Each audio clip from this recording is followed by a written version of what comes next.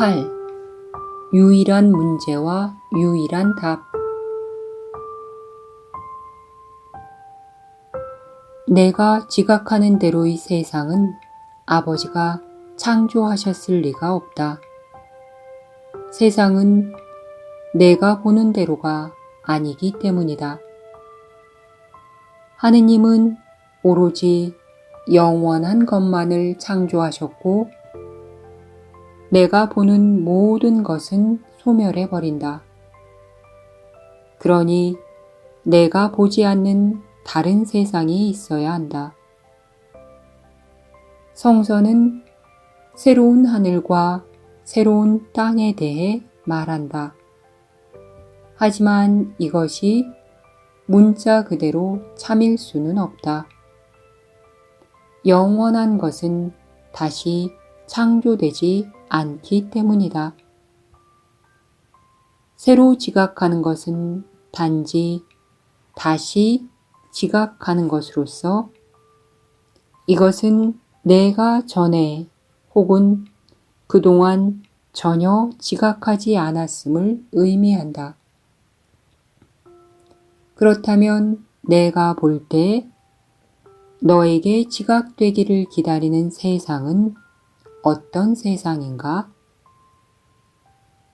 하느님의 아들이 이제껏 품었던 사랑스러운 생각들은 전부 영원하다.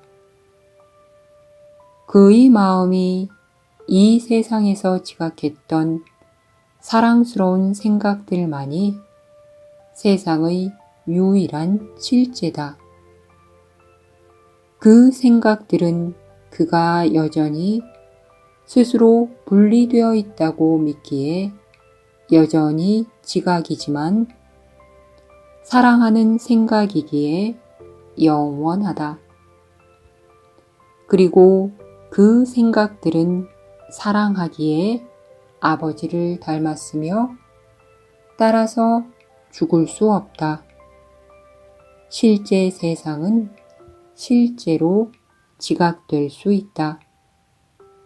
그러기 위해 필요한 것이라고는 단지 다른 것은 아무것도 보지 않겠다는 용의 뿐이다.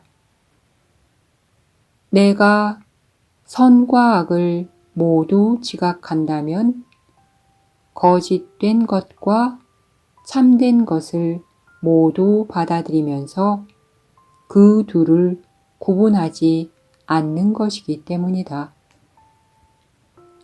에고는 약간의 선은 보지만 오로지 선만 보는 일은 결코 없다. 그러므로 에고의 지각은 너무도 쉽게 변한다. 에고는 선을 완전히 거절하지는 않는다. 그것은 내가 받아들일 수 없는 것이기 때문이다. 하지만 에고는 항상 실제하는 것에 실제하지 않는 것을 더하며 그럼으로써 환상과 실제를 혼동시킨다. 지각은 부분적으로만 참일 수 없다. 내가 진리와 환상을 함께 믿는다면 어느 쪽이 참인지 말할 수 없다.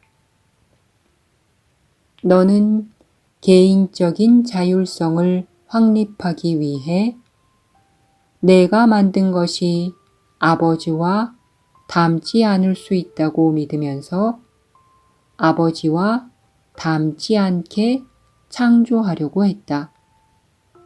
하지만 내가 만든 것 중에 참인 것은 모두 아버지를 닮았다. 오로지 이것만이 실제 세상이다. 그리고 내가 오로지 이것만을 지각한다면 진정한 천국을 이해할 수 있게 되어 천국으로 인도될 것이다.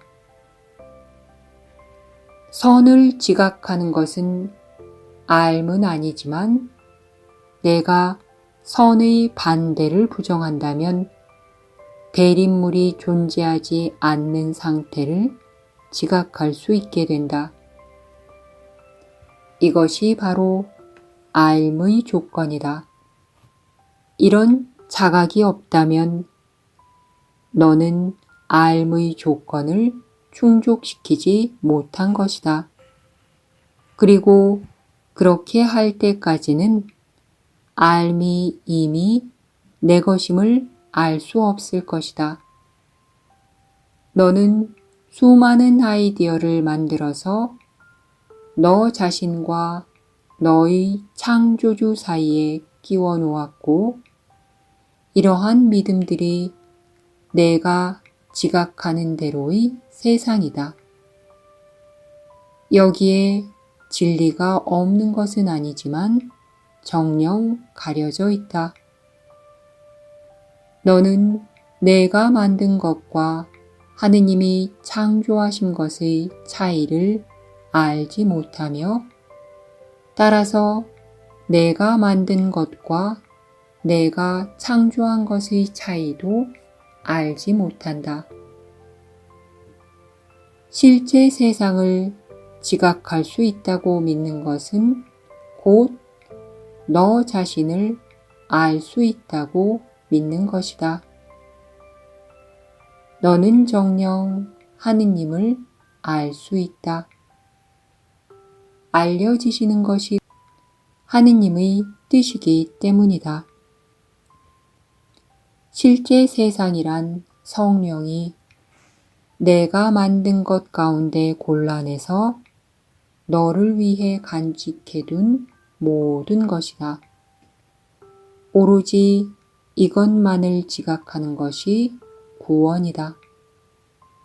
그것은 실제는 오로지 참된 것이라는 인식이기 때문이다. 이 수업은 아주 단순하다. 어쩌면 너는 결국에는 오로지 실제만이 참임을 가르치는 것에 지나지 않는 수업이 필요하다고 느끼지 않을 수도 있다.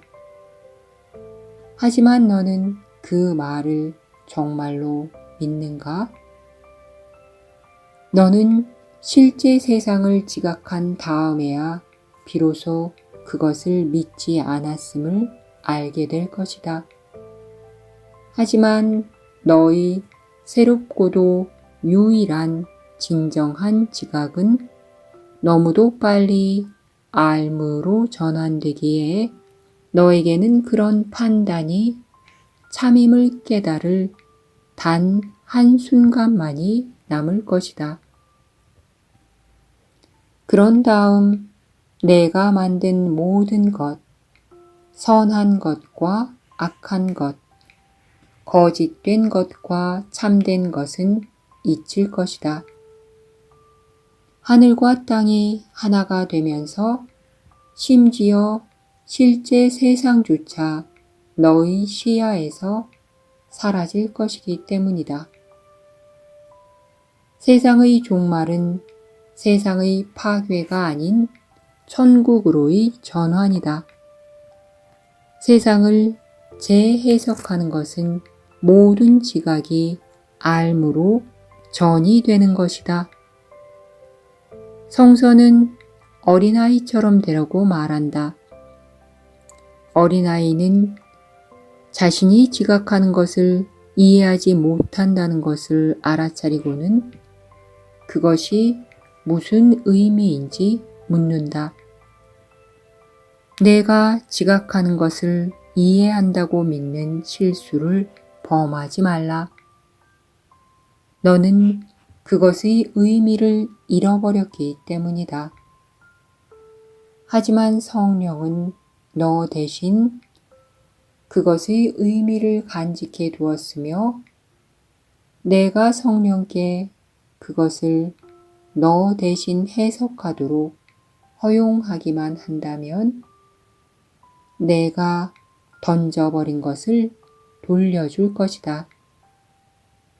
그것의 의미를 내가 안다고 생각하는 한 너는 그것을 성령께 물을 필요를 느끼지 못할 것이다. 너는 내가 지각하는 모든 것이 무슨 의미인지 알지 못한다. 내가 지닌 단 하나의 생각도 온전히 참이 아니다. 이것을 인식해야만 확고한 출발을 할 수 있다. 너는 안내를 잘못 받은 것이 아니라 어떤 안내도 받아들이지 않은 것이다. 너에게는 지각에 대한 교육이 정말로 필요하다. 너는 아무것도 이해하지 못하기 때문이다. 이런 사실을 인식하되 받아들이지는 말라. 이해는 내가 받은 유산이기 때문이다. 지각은 배우는 것이며 너에게는 교사가 없지 않다. 하지만 그 교사에게 배우겠다는 용의는 내가 그동안 스스로 배운 모든 것을 의문에 붙이겠다는 용의에 의존한다. 그동안 잘못 배운 내가 자신의 교사가 되어서는 안 되기 때문이다. 너는 단지 너 자신에게만 진리를 거절할 수 있다. 하지만 하느님은 너에게 주신 답을 거절하지 않으실 것이다. 그렇다면 내 것이지만 내가 만들지 않은 것을 요청하고 진리에 맞서 너 자신을 방어하지 말라. 내가 문제를 만들었으며 하느님은 이미 그에 대한 답을 주셨다. 그러니 너 자신에게 다음과 같이 단 하나의 단순한 질문만 하라. 나는 문제를 원하는가? 아니면 답을 원하는가?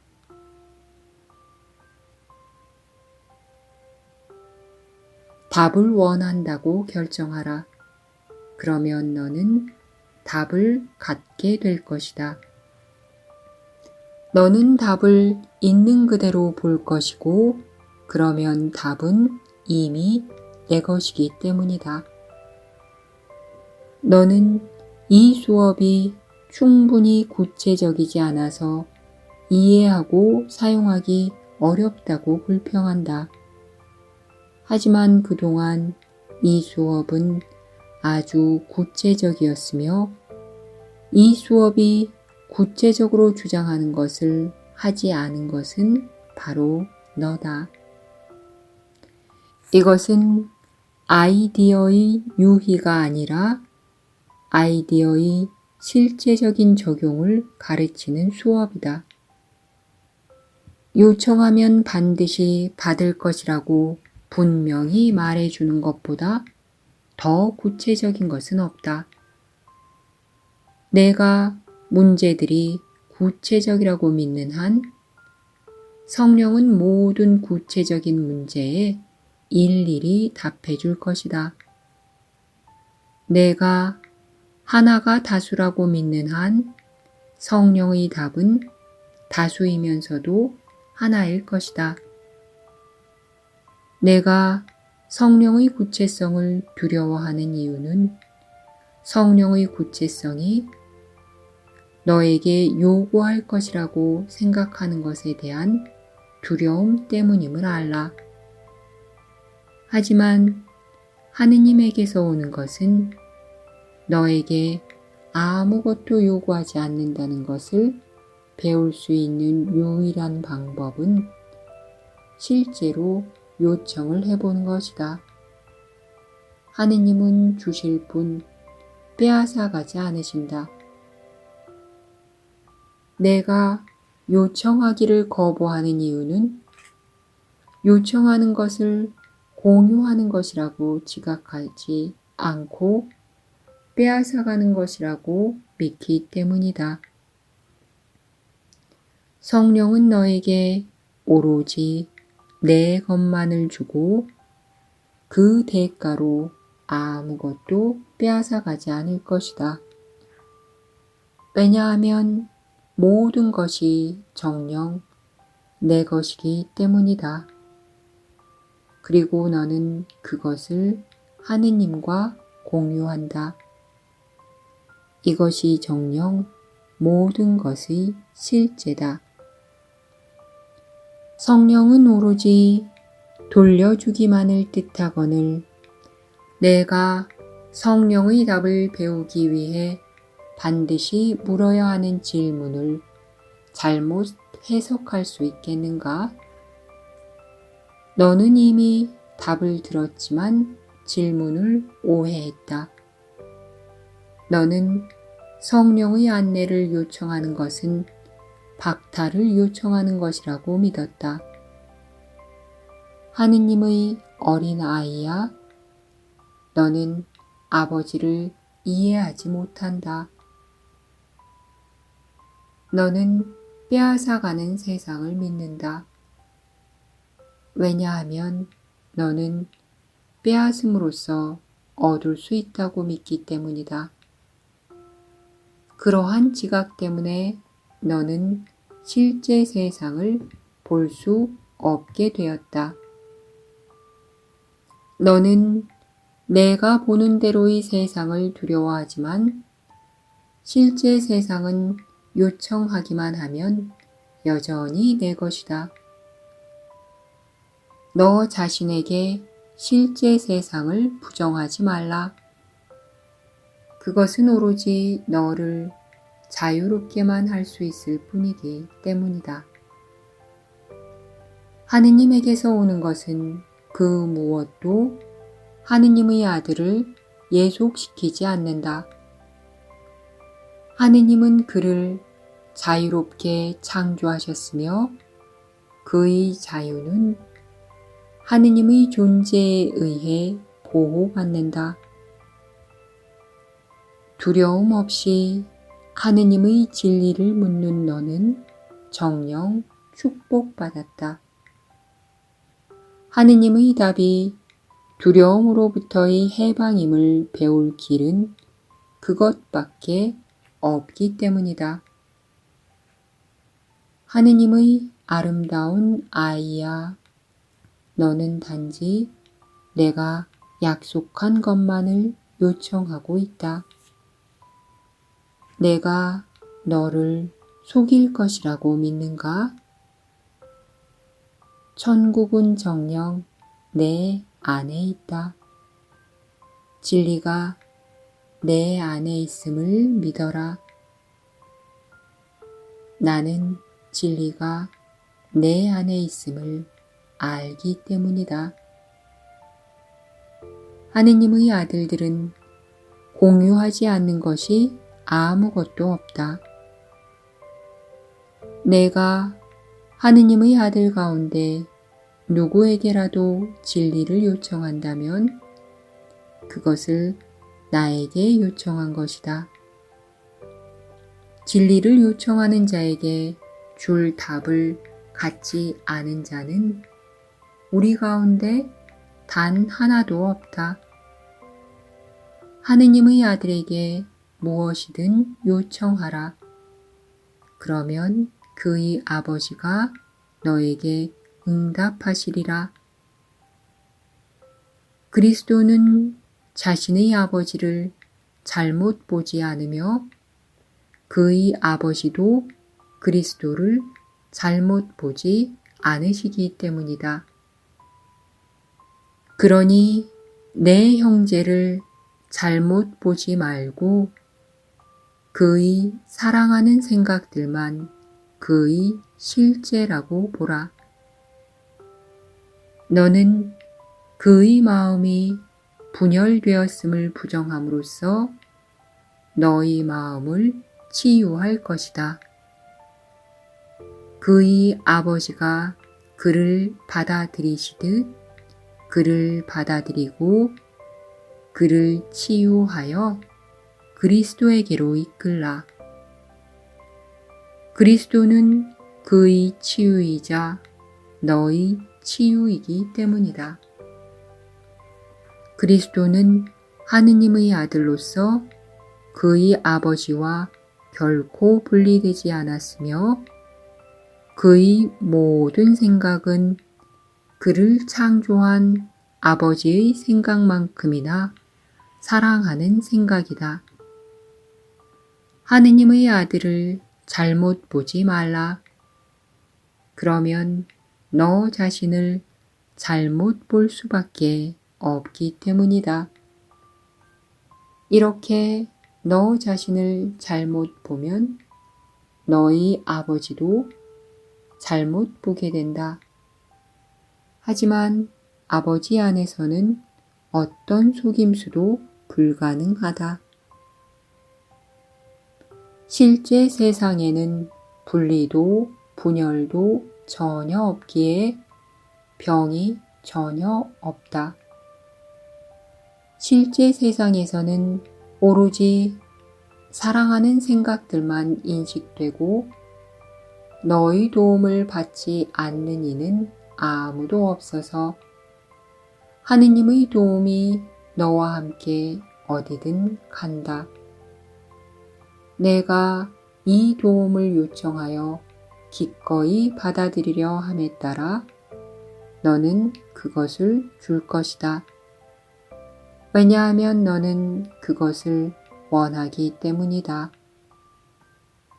너의 치유 능력이 미치지 못하는 것은 아무것도 없을 것이다. 내가 단순히 요청하기만 하면 아무것도 거절당하지 않을 것이기 때문이다. 하느님의 응답 앞에서 어떤 문제가 사라지지 않겠는가? 그러니 내 형제의 실제에 대해 배우기를 정하라. 너는 그에게서 바로 이것을 지각하고 그에게 반영된 너의 아름다움을 볼 것이기 때문이다. 형제가 그 자신에 대해 가진 변하기 쉬운 지각을 받아들이지 말라. 형제의 분열된 마음은 곧 너의 마음이며 너는 그의 치유 없이는 너의 치유를 받아들이지 않을 것이기 때문이다. 너희는 천국을 공유하듯 실제 세상을 공유하며 그의 치유가 곧 너의 치유다. 너 자신을 사랑하는 것은 곧 너 자신을 치유하는 것이다. 그리고 너의 일부가 병들었다고 지각하면서 너 자신의 목표를 이룰 수는 없다. 형제여, 우리는 함께 살고 함께 사랑하듯이 함께 치유한다. 하느님의 아들을 잘못 보지 말라. 그는 그 자신과 하나이며 그의 아버지와도 하나다. 그의 아버지가 사랑하시는 그를 사랑하라. 그러면 아버지가 너를 사랑하신다는 것을 배울 것이다. 형제에게서 공격을 지각하거든 그것을 내 마음에서 뽑아버려라. 너는 그리스도에게 공격받았다고 느껴서 그를 잘못 보고 있기 때문이다. 그리스도 안에서 치유하되 그리스도에게 공격받은 것처럼 느끼지 말라. 그리스도 안에는 공격이란 없기 때문이다. 내가 지각한 것으로 인해 공격받은 것처럼 느낀다면 그것은 너 자신 안에서 공격받은 것처럼 느껴서 하느님이 정죄하지 않으시는 하느님의 아들을 정죄하고 있는 것이다. 성령으로 하여금 하느님의 아들이 자기 자신에게 행하는 모든 공격을 제거하게 하고 오로지 그의 안내를 통해서만 무엇이든 지각하라. 성령은 너를 모든 정죄로부터 구할 것이다. 성령의 치유 능력을 받아들여서 그가 너에게 보내는 모든 일을 위해 그 능력을 사용하라. 성령은 하느님의 아들을 잘못 보지 않으며 그를 치유하려 뜻한다. 아이들은 무서운 유령과 괴물과 용을 지각하고는 두려움에 떤다. 하지만 아이가 자신이 지각하는 것의 진짜 의미를 누군가 신뢰하는 사람에게 묻고는 자신의 해석을 기꺼이 버리고 그 대신 실제를 선택하려 한다면 그 해석과 함께 아이의 두려움은 사라진다. 아이가 유령을 커튼으로, 괴물을 그림자로, 용을 꿈으로 해석하도록 도울 때 아이는 더 이상 무서워하지 않고 자신의 두려움을 웃어넘길 수 있다. 나의 아이들아, 너희는 너희의 형제들과 너희의 아버지와 너희 자신을 두려워하고 있지만 단지 그들 모두를 잘못 보고 있을 뿐이다. 실제의 교사에게 그들이 참으로 누구인지 물어라. 내가 그의 답을 듣는다면 아이들과 마찬가지로 두려움을 웃어넘기고 평화로 대체할 것이다. 두려움은 실제 안에 있는 것이 아니라 실제를 이해하지 못하는 아이들 마음 안에 있기 때문이다. 아이들은 단지 이해하지 못하기에 두려워하며 진정으로 지각하는 법을 배우면 두려워하지 않게 된다. 따라서 두려워졌을 때는 다시 진리를 요청할 것이다. 너를 두렵게 하는 것은 너희 형제들도, 너희 아버지도, 너 자신의 실제도 아니다. 너는 그들이 참으로 누구인지 알지 못하며 따라서 그들을 유령과 괴물과 용으로 지각한다. 그들의 실제를 아는 성령께 그들의 실제에 대해 물어라. 그러면 성령은 너에게 그들이 누구인지 말해줄 것이다. 너는 그들을 이해하지 못하며 내가 보는 것에 속기 때문에 너의 두려움을 물리쳐줄 실제가 필요하다. 내가 요청하기만 하면 두려움을 진리와 맞바꿀 수 있다. 그렇게 하지 않으려는가?